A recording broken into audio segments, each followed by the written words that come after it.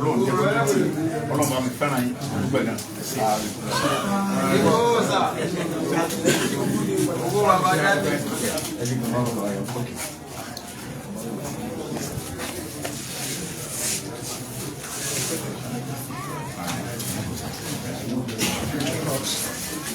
Olóyè máa bọ̀ ká take picture níbi ẹ̀yin olóyè máa bọ̀ ká take picture olóyè nìkan ni mo fi olóyè nìkan ni mo fi.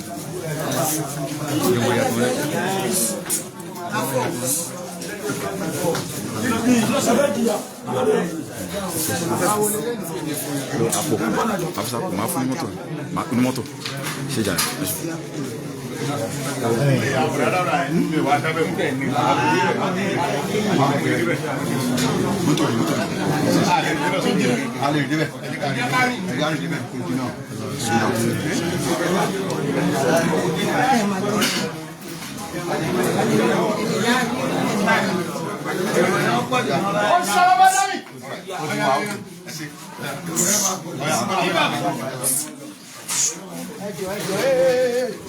Oya movement.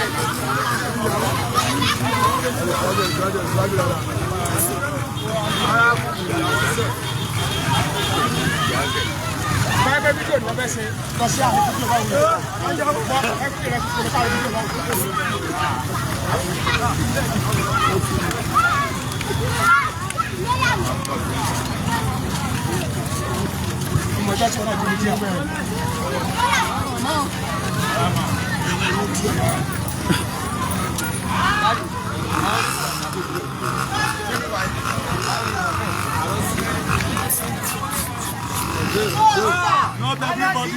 Not everybody.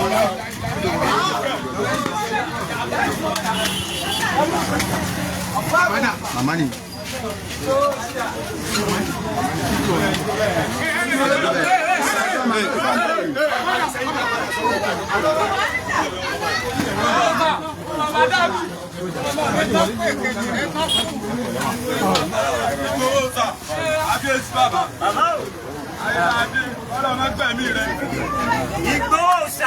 Ọmọ tó kù wọn sọ pé ọmọ yìí ṣe ọmọ ìpẹ̀lẹ́.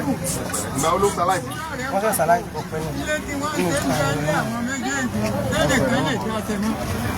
Bọ̀dá dáadáa lọ. Wọ́n wà ní ìsàlẹ̀. Ẹ̀mẹ̀ làwọn gbé. Mo ń sọ báwọn náà ìbò ẹgbẹ́ ọmọ mi kékeré.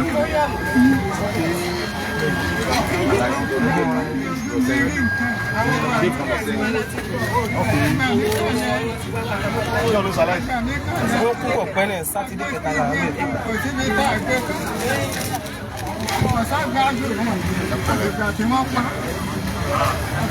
Ọjọ́ ẹ̀fẹ́ ni kọ̀sẹ́ tó pa. Mo ìgbà.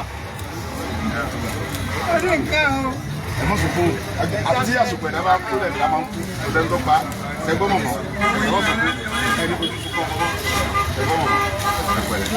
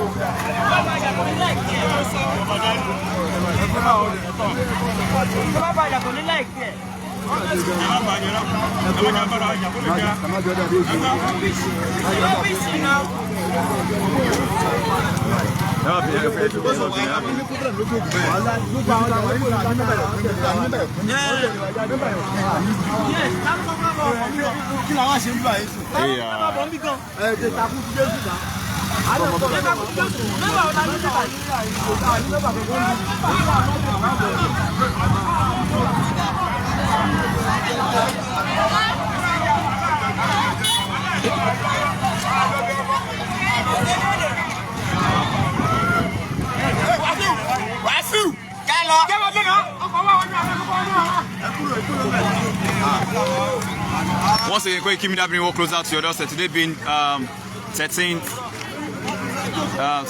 of September 2025.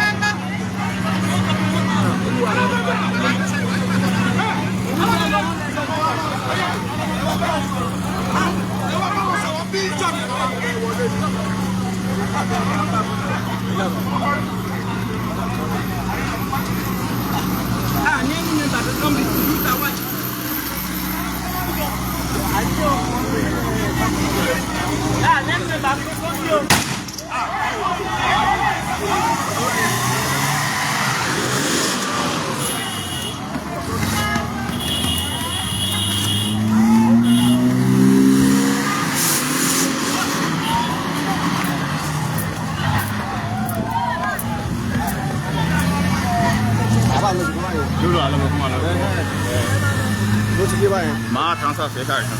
Máa wá transfer fún mi. Ẹ bá ń ṣílẹ̀. Ẹ̀dùn.